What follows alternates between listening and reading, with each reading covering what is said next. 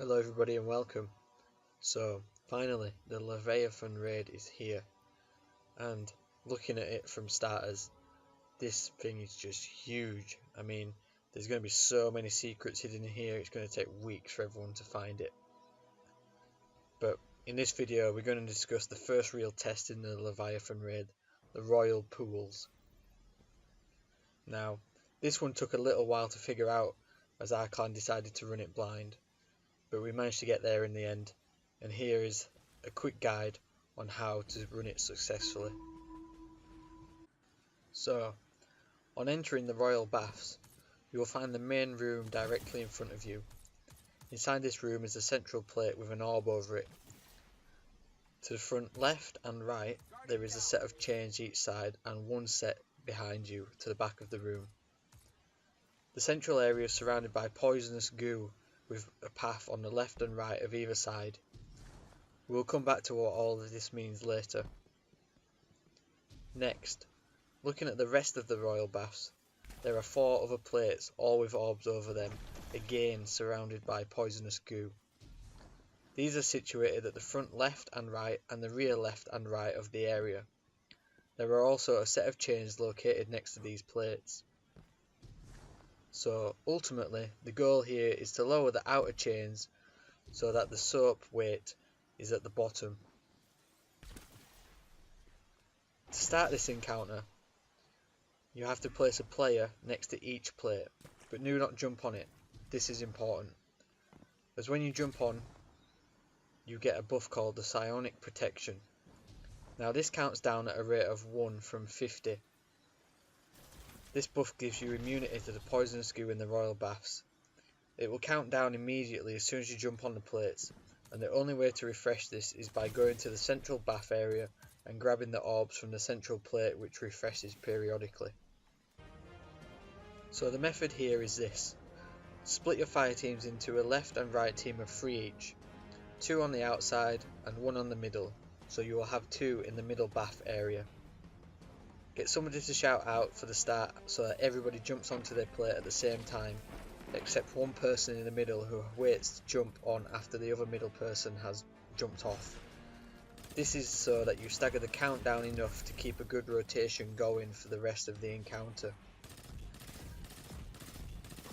On starting this, you will also note in the middle room 3 sets of purple cisterns appear where the chains were. Now the central people should run out and to the front left and right corresponding plates at the top of the map. This is in order to rotate with that player, because this is where the first yellow bar bather spawns out of the pool. Help to kill this boss and take your place on that plate. That player then will rotate to the middle, grab the orb and move immediately to the rear plates and swap out with that player, killing the bather and adds in the process. Now keep this triangular rotation going on each side until the white weight fully descends and the music changes, signalling the next phase.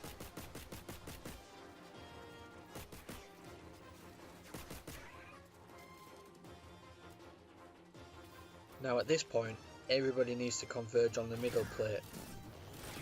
The aim here is to shoot the purple cisterns to destroy them, and the only way to do this is by standing in the central plate, where you get a buff to damage them.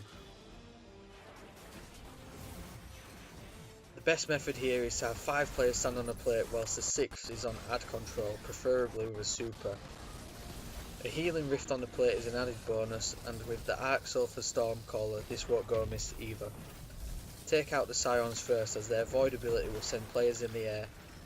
A Night Stalker Tether is also useful here, as well as the Sunbreaker Titan.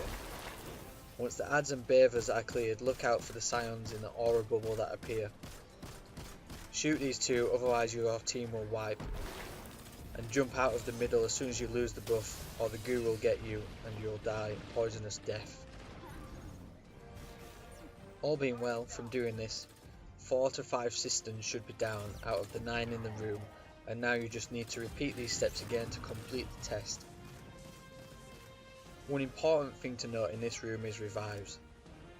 On death this starts a light fades timer at 30 seconds, but each fire team member is only allowed to do a revive once. On reviving a player, the timer stops and doesn't continue even if multiple members need reviving. Just bear this in mind as you do the test in case other people need reviving. And this is surely a taster of things to come from the raid when the light level increases later on.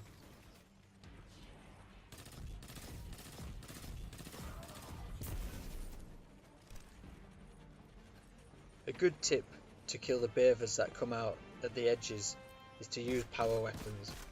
I found that either fusion rifles, shotguns and swords were the most effective here. Make sure to save your supers for the middle section, especially the Sunbreaker, Stormcaller and Night Stalker to help with the adds before shooting the systems.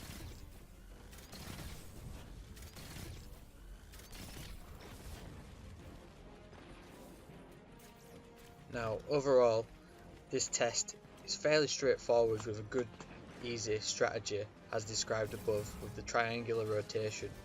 Just make sure to keep killing the adds and don't get stuck and bogged down on the bathers, otherwise you'll end up needing reviving and this will probably end up in a wipe.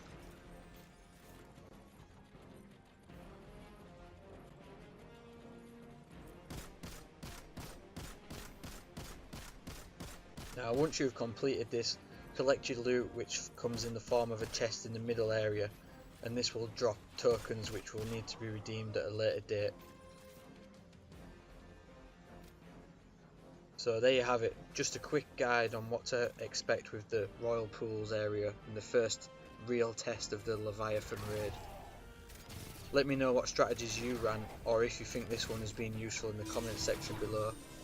Please like and subscribe also for more future Destiny 2 content. Find me on Twitch streaming Destiny 2 and also follow me on Twitter for the more up-to-date news. Thanks for watching, cheers.